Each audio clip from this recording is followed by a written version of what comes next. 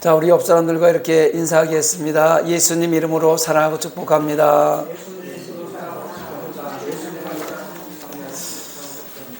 저도 여러분들을 예수님 이름으로 사랑하고 축복합니다.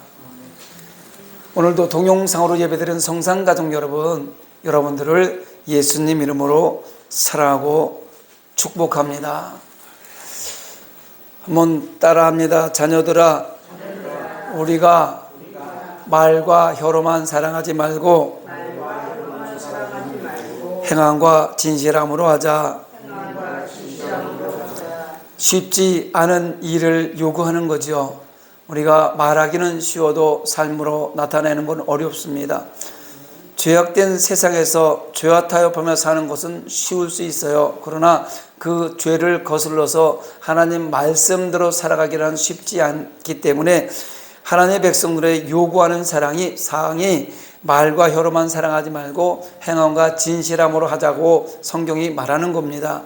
우리 삶 가운데 이런 삶이 이루어졌으면 좋겠습니다. 조금씩 발전해 나가는, 조금씩 말씀대로 살아나가는 저와 여러분의 삶이 되기를 원합니다. 인생을 희노애락이라고 합니다. 이 희노애락이란 말은 우리 사람이 살아가는 동안 기쁨과 분노와 슬픔과 즐거움 등 다양한 감정을 경험한다는 것이 희노애락입니다. 희가 뭐예요? 좋은 일이 생기거나 원하는 것이 이루어질 때 느끼는 기쁨을 희라고 합니다. 기대에 어긋나거나 억울한 일이 있을 때 느끼는 분함을 노라고 얘기합니다. 또 시련이나 상실, 슬픔을 겪을 때의 감정을 애라고 얘기합니다. 즐거움, 만족, 행복의 상태, 이거를 락이라고 얘기하죠. 그래서 우리가 희노애락의 삶을 살아간다고 얘기하는 것입니다. 이 네 가지 감정은요, 인생의 굴곡 속에서 순서대로 또는 동시에 찾아오며 누구나 겪는, 이 땅에 살아가는 사람들은 누구나 겪는 보편적 경험입니다.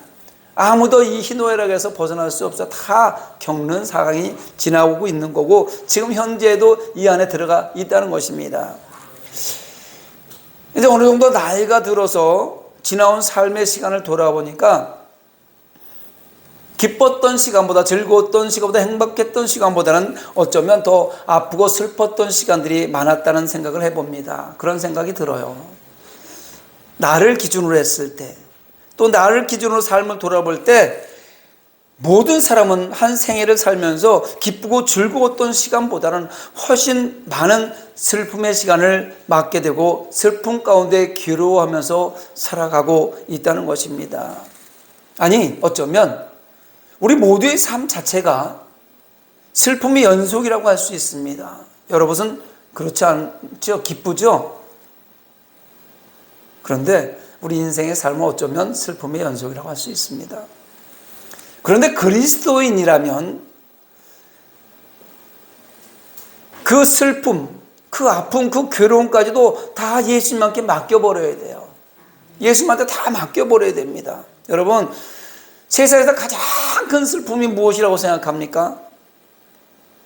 부모님이 돌아가셨을 때, 사랑하는 사람이 돌아가셨을 때, 아니 사랑하는 자녀가 먼저 세상을 떠났을 때, 아니면 내가 가장 좋아했던 누군가가 아픔을 당했을 때, 그때 가장 큰 슬픔일까요? 세상에서 예수 믿는 하나님의 백성들의 가장 큰 슬픔은 십자가의 사건입니다. 믿습니까? 예수님의 십자가는요, 세상에서 찾아볼 수 없는 가장 큰 슬픔의 사건이었습니다.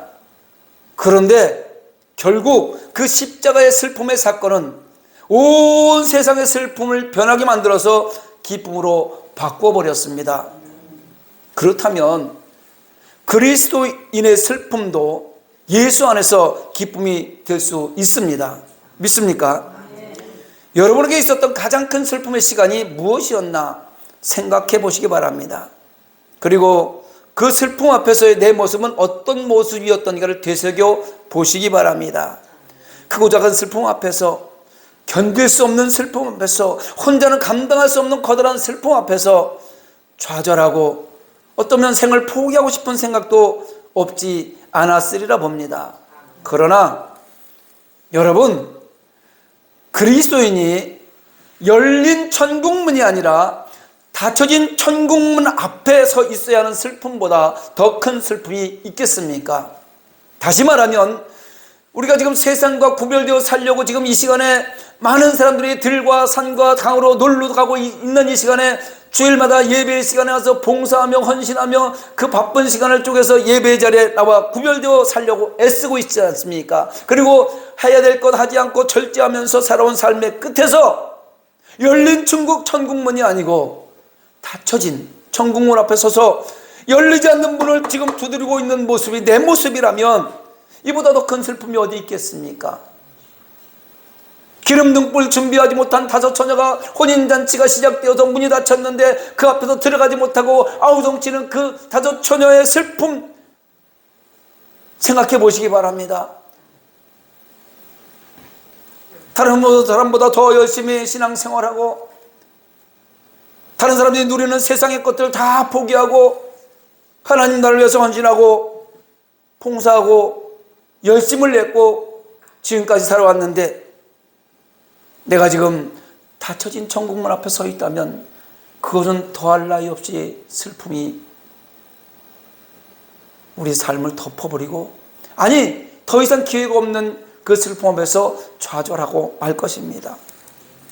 시편 31편 10절에 보면요, 내 일생을 슬픔으로 보내며 나의 연수를 탄식으로 보내며 내 기력이 나의 죄악 때문에 약하여지며 나의 뼈가 쇠하도소이다.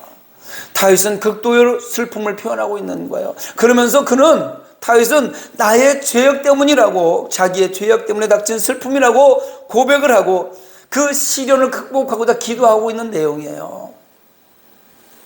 우리가 일생을 살아가는 동안에 수많은 시련으로 슬픔이 밀려옵니다. 뭐 때문에요? 나의 죄로 말미암아서. 목회자들이라고 슬픔 없겠습니까? 같은 삶을 살아가고 목회자라는 길이 외롭고 힘들고 좁은 길을 가면서 슬픈 시간이 없겠습니까? 그런데 다윗의 기도처럼 나의 죄악 때문에 슬프다고 고백을 해야 됩니다. 그런데 하나님의 백성들은요, 시련으로 슬픔 가운데 좌절하고 포기해서는 안 된다고 성경은 얘기합니다. 죄 가운데 있었던 내 모습을 다윗처럼 회개하고 시련의 파도를 넘어가야 되는 것입니다. 시련은 파도처럼 오는 거예요. 우리는 그 시련을 넘어가야 됩니다. 그래서 야고보서 1장 2절로 4절을 본문에서 오늘 제목이 뭐예요? 시작!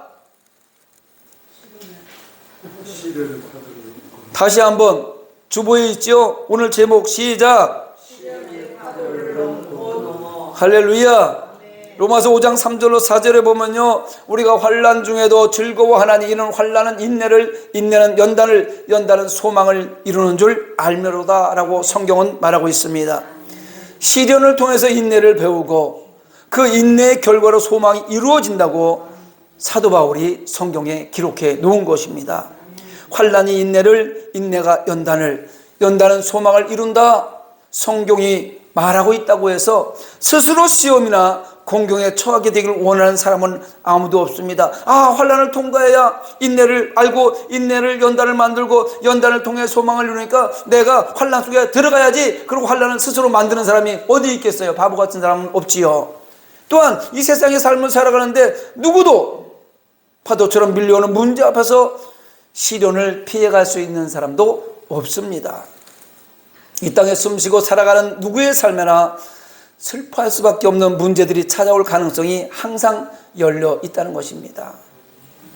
여러분, 바람이 거세게 불지 않고 살랑살랑 불어오는 순풍에 돛달고 출항한 배가 갑자기 몰아친 광풍으로 인해서 어려움을 당하게 되듯이 인생에 찾아오는 시련들도 유사합니다. 아무 일 없을까지 평탄한 것 같은 삶이 오늘 이루어졌지만 내일은 어떤 광풍이 올지 모른단 말입니다. 평탄하게 살아가고 있던 어느 날 예기치 않는 시련의 광풍이 불어와서 감내할 수 없는 슬픔과 고통이 몰려온다는 것입니다. 그렇기 때문에 우리는 이렇게 찾아오는 시련에 효과적으로 대처하는 법을 배워야 합니다. 예비 지식이 전혀 없는 상태에서 곤경에 처하게 되면 흔들리기 쉽고 판단력이 흐려져서 결국은 좌절하고 좌초할 수 있다는 것입니다. 그래서 오늘 본문을 통해서 몇 가지로 시련을 이기는 삶의 방법을 찾아보면서 함께 은혜의 시간을 나누려고 합니다. 첫째, 시련이 다가오면 기쁘게 여겨야 합니다. 옆 사람의 손을 잡고 이렇게 한번 인사합니다. 시련이 다가오면 기쁘게 여깁시다. 시련이 다가오면 기쁘게 여깁시다. 오늘 본문 2절에 보면은요, 내 형제들아 너희가 여러 가지 시험을 당하거든 온전히 기쁘게 여기라, 이렇게 기록하고 있습니다. 데살로니가전서 5장 16절에 보면 항상 기뻐하라, 성경은 말하고 있습니다. 시험을 당하면 기뻐하라고 하는데 대충 기뻐하라는 것이 아니고요, 온전히 기쁘게 여기라고 합니다. 좀 이해하기 쉽지 않은, 시험이 당하고 슬픔이 오고 괴로움이 오고 아픔이 왔는데 어떻게 기뻐할 수 있을까?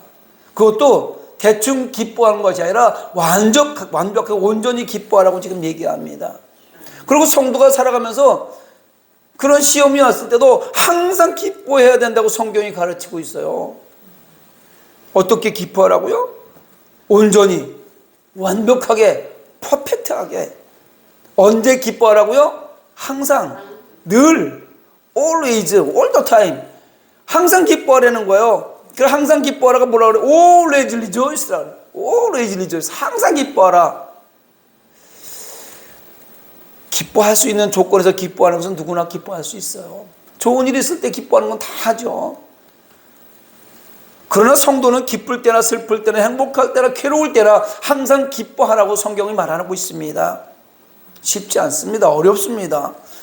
그러나 이것은 성경이 말하고 있는 것이므로 우리는 그리스도인으로서 그대로 지켜 행해야 하는 것입니다.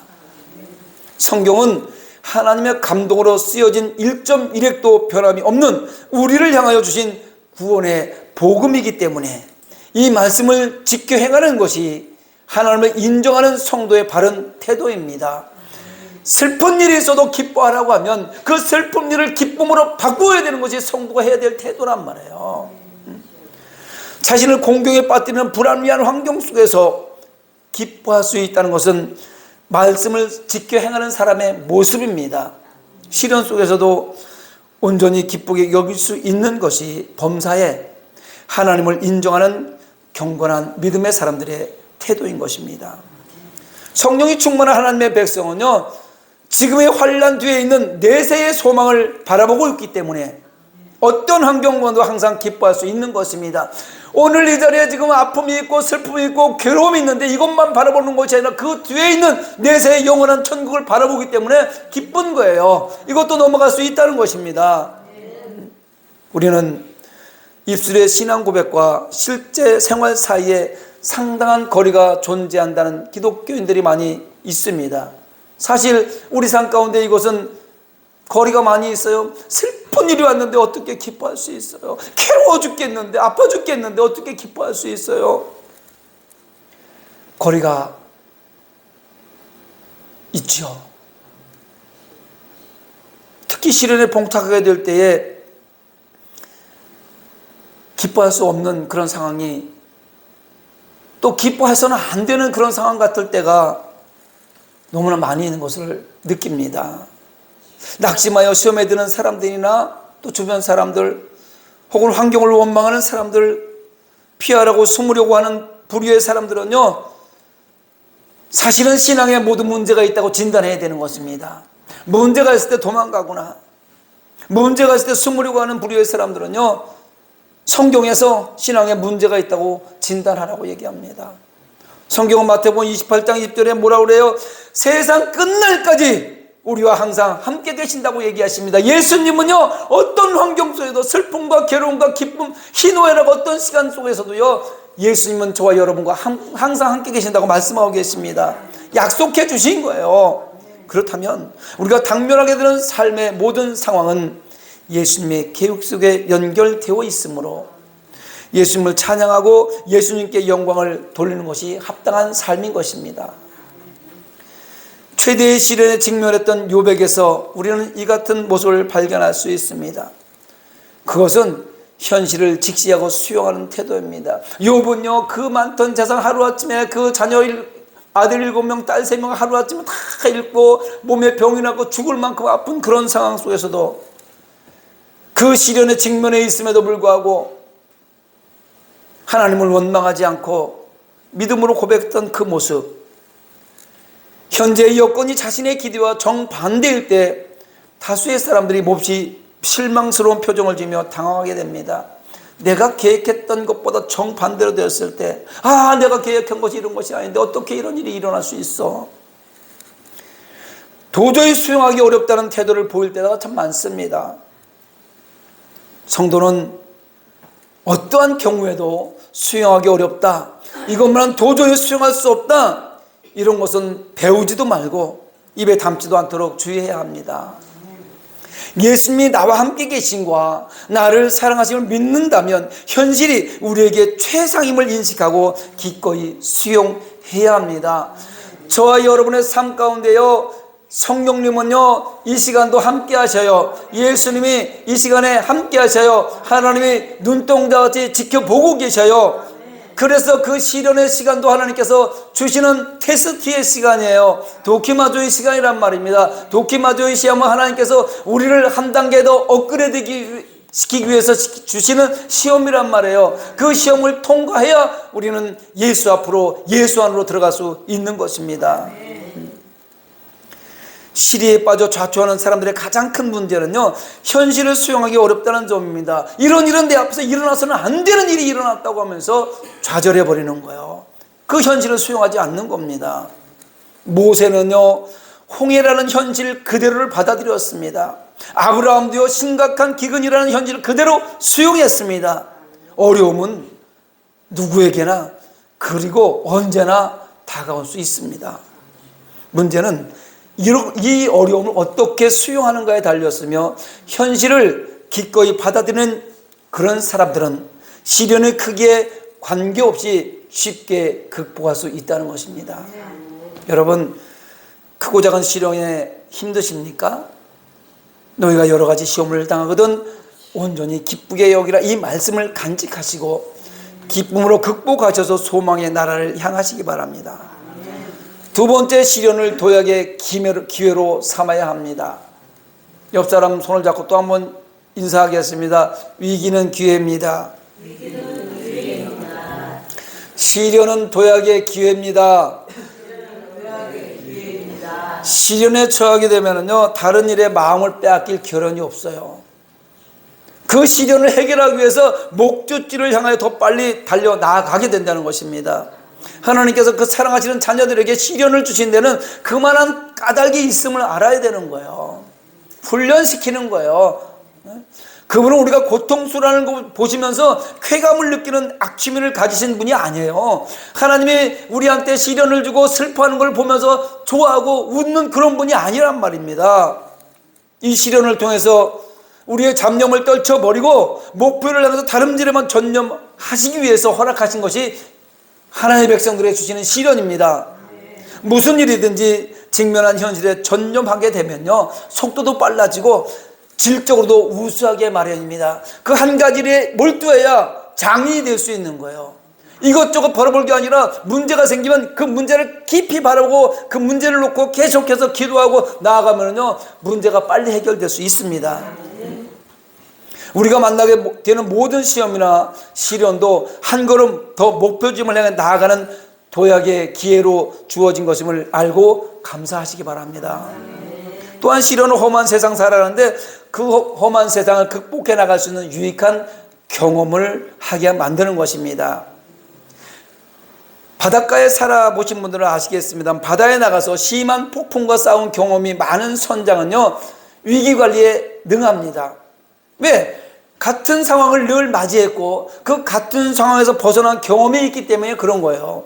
이러한 지식은요 학습을 통해서 얻어지는 것이 아닙니다. 이론적으로 얻어지는 것이 경험은 아니에요. 많은 돈을 가지고 있다고 하더라도 그 경험을 살 수는 없습니다. 시련을 극복한 경험이 위기관리를 할 수 있는 지식을 갖게 만들고 위기에서 벗어나게 만드는 것입니다. 따라서 다른 사람이 당하지 않는 어려움을 당하게 되더라도 불평하지 마시기 바랍니다. 다른 사람보다 더 큰 시련을 당했다면 그것은 더 크게 사용하시기 위한 하나님의 뜻이 있다는 것을 깨닫게 되시기 바랍니다. 평범한 사람들이 얻을 수 없는 값진 지식을 얻을 기회이므로 소중히 여기고 감사하는 것이 마땅한 것입니다. 지혜가 없는 사람들이 자신에게 주어진 좋은 기회들을 가볍게 여기고 놓치는 경우가 많습니다. 여러분, 젊어서 고생은 사서도 한다는 말이 있어요. 돈 주고 한다고 얘기하는 거예요. 지금 시련이 와 있다면 그 경험을 통해서 새롭게 도약하시기를 바랍니다. 끝으로 시련을 이기려면, 시련의 파도를 넘어가려면 주님의 도움을 의뢰해야 합니다. 시편 50편 15절에 보니까 환난 날에 나를 부르라. 내가 너를 건드리니 내가 나를 영화롭게 하리로다. 할렐루야. 환난 중에 있는 우리를 도울 능력이 오직 주님께 있음을 깨닫고 환난 날에 주님의 이름을 부르라는 거예요. 힘들고 어려우면 주여 하나님, 성령님 도와주세요 기도하라는 겁니다. 홍해의 위기에 직면한 모세는요, 자기 참모나 이스라엘 지도급 인사들을 불러놓고 야, 어떻게 이 홍해를 뚫고 나갈 거냐 상의하지 않고 하나님께 나아가 기도했습니다. 모세 그 지도자는 애굽 땅에 내린 10가지 재앙을 통해서 인간의 생사화복을 주관하시는 주인이 누구인지를 정확하게 알았기 때문에 위기가 닥쳤을 때 사람을 모아놓고 이렇게 했으면 좋겠습니까? 저렇게 했으면 좋겠습니까? 당신은 이런 것이 전문가니까 전문가한테 물어보고 이런 것이 아니라 오직 하나님 앞에 나와서 기도했다는 거예요. 성경은 우리 모든 일을 해결해 줄 그분을 전능하신 하나님이라고 이야기합니다. 모든 것을 할 수 있다는 분이라는 거예요. 마음의 원대로 역사하시는 분, 모든 계획을 임으로 구체화시킬 능력이 그분에게 있음을 알게 하는 표현이 전능자입니다. 인간의 지혜나 능력으로 극복이 불가능한 상황에서 모세가 하나님을 도움을 의뢰한 것은 그분에게 해답이 있기 때문에 그런 거예요. 우리의 삶 가운데요, 힘들고 어려운 내가 해결할 수 없는 모든 문제는요, 그분이 해결할 수 있어요. 그분은 전능자예요. 알파와 오메가 되고요, 처음과 끝이 되고요, 무에서 유를 창조하시고 말씀으로 온 세상을, 온 우주를, 온 우리의 삶을 창조하신 분, 그분이 전능자란 말이에요. 우리 역시 어떤 상황에 직면하게 되든 하나님의 자녀가 된 권세로 그분의 도움을 청할 수 있는 권세가 있어요. 저와 여러분은 예수 믿는 그 순간에 하나님의 자녀가 되었기 때문에 자녀는 아버지에게 도움을 요청할 수 있는 권리가 있단 말입니다. 예수 믿지 않는 사람이 하나님 찾아봐야 소용없어요. 예수 믿는 하나님의 백성들은 자녀의 권세를 줬으니까 찾는 그 순간에 하나님께서 우리에게 권세를 허락하여 주시고 문제를 해결해 주시는 것입니다. 모든 것을 할 수 있는 분, 전능하신 하나님, 그분에게만 나아가서 해답을 찾으시면 모든 것이 가능해집니다. 여러분, 불가능이란 말은요, 인간들이 만들어낸 용어입니다. 사람들이 만들어낸 용어예요. 사람들이 만들어낸 사전, 이희승씨 국어사전이나 양주동씨 국어사전에 보면 불가능이란 단어가 있습니다. 할 수 없다는 얘기가 있다는 거예요. 그러나 전능하신 하나님의 사전에는 불가능이란 존재하지 않습니다. 하나님 안에서, 예수 안에서는 불가능이라는 것이 없어요. 사랑하는 성산교회 성도 여러분, 이사야 41장 9절에 보니까 내가 땅 끝에서부터 너를 붙들며 땅 모퉁이에서부터 너를 부르고 내게 이르기를 너는 나의 종이라 내가 너를 택하고 싫어하여 버리지 아니하였노라. 하나님이 말씀하십니다. 언제 부른다고 얘기하는 겁니다. 슬픔 가운데, 위기 가운데, 좌절하고 있는 가운데 한 걸음도 앞으로 나아갈 수 없는 벼락 끝 앞에 섰을 때 하나님께서 붙들어 준다고 지금 말씀하시는 거예요. 하나님은 저와 여러분의 시련을 해결해 주시기 위해서 늘 지금 비상 대기 중이십니다. 믿으십니까?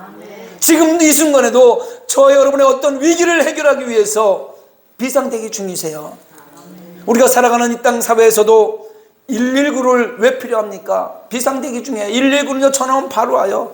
113, 112 등과 같이 항상 대기하고 있는 비상기구들이 있듯이 예수 믿는 하나님의 삶 가운데 유급상황에서 발생하여 연락하면 즉시 도움을 줄 하나님이 계시는 것입니다. 119나 113이나 112에 전화하면 즉시 도움 받잖아요. 빠른 시간에, 가장 빠른 시간에 도움 받잖아요. 그런데 하나님께 사랑하는 자녀가 믿음을 가지고 간절한 기도로 도움을 요청하면 즉시 도울 수 있도록 모든 채널을 가동해 놓고 계십니다. 때가 언제든지, 장소가 어디든지, 문제가 무엇이든지 도움을 요청하는 방법이 어떠하든지 그분은 개의치 않으시고 즉시 도와주십니다. 모세가 직면했던 위기가 오래 지속되지 않았던 사실을 우리는 잘 알고 있습니다. 언제나 기다리던 주께서 이 일에 개입하시고 그날로 그 순간에 모든 문제가 해결이 된 것입니다. 여러분, 모세가 이스라엘 백성들 그 많은 430년 동안 종살이한 이스라엘 백성들 200만이 넘는 백성들을 끌고 홍해 앞에 왔을 때 홍해 바다가 넘실거리고 다 빠져 죽을 수밖에 없는 그런 상황에서 뒤에서 애국 군대가 쳐들어오고 있는데 아무것도 할 수 없는 그때에 하나님의 앞에 나가 기도하고 지팡이를 홍해 바다를 향해서 들었을 때 동풍이 밀려오면서 마른 땅이 되었다고 성경은 얘기하고 있는 것입니다. 여러분, 우리의 삶 가운데도 이런 시련이 늘 다가옵니다. 그럴 때 우리는 세상 것 바라보고 세상 사람들 찾아다니면서 의논할 것이 아니라 오직 하나님 앞에 나아가서 하나님 앞에 의뢰해야 될 줄 믿습니다. 그러면 하나님께서 해결할 방법을 찾아주시는 거예요. 여러분, 이스라엘 백성들의 출애굽에서요 홍해바다에서 물에 빠져 죽은 사람 한 명도 없어요. 추격한 바로의 군대에게 잡혀서 죽은 사람도 한 명도 없습니다. 하나님은 언제든지 우리가 요청할 때 도움을 주시고자 비상 대기 중이신 좋으신 아버지이십니다. 믿으시면 아멘. 하나님의 백성에게 시련이 없다면요 예수 안의 삶을 기대하기 어렵고 보다 나은 성장이나 진보는 기대하기 어렵습니다. 여러분, 시련은요 단회성으로 끝나는 게 아니에요. 한 번 오고 안 오는 게 아니에요. 바닷가에 가보세요. 크고 작은 파도가 끊임없이 밀려오는 것을 보게 됩니다. 이처럼 시련은요 파도처럼 밀려오게 돼 있어요. 이 땅을 살아가면서. 여러분, 서핑하는 사람들 보셨죠? 크고 작은 파도를 넘어가면서 앞으로 나아갑니다. 성도는 시련이라는 파도가 올 때 하나님의 도우심을 의심하지 말고 믿음으로 지혜롭게 헤쳐 나가야 됩니다. 그러므로 시련을 기쁘게 여기시고 시련을 도약의 기회로 삼아서 오직 예수